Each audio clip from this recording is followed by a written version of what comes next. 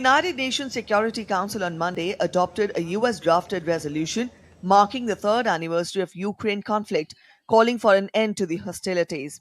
The US resolution received 10 votes in favor, while France, Britain, Denmark, Greece, and Slovenia abstained.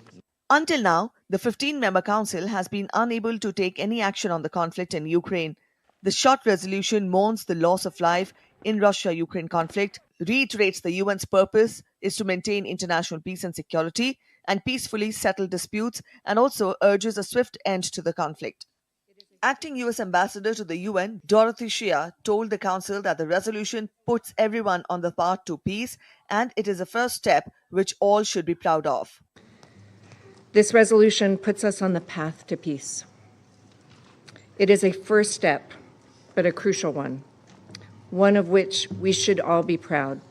Now we must use it to build a peaceful future for Ukraine, Russia, and the international community. Britain's UN Ambassador Barbara Woodward told the Council that the terms of peace in Ukraine matter. And the terms of the peace must send a message that aggression does not pay.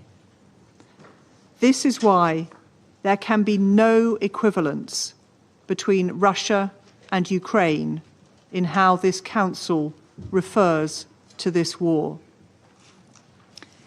If we are to find a path to sustainable peace, the Council must be clear on the war's origins.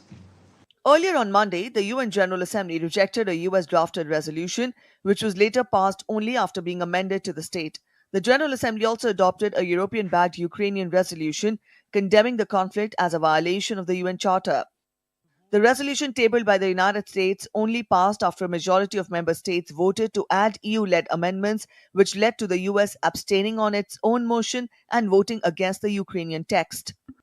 We need to reconfirm that the aggression should be condemned and discredited, not rewarded. Our position must include substantive elements and ensure that any future peace initiatives aligns with the principles of the UN Charter. However, the text in the original US resolution was passed hours later in the Security Council, the first to do so since the start of the conflict in Ukraine. The two General Assembly draft resolutions put before the UN member states during the morning session both ostensibly called for peace and an end to the conflict, but diverged fundamentally. Anamika Pandey's report, TD India.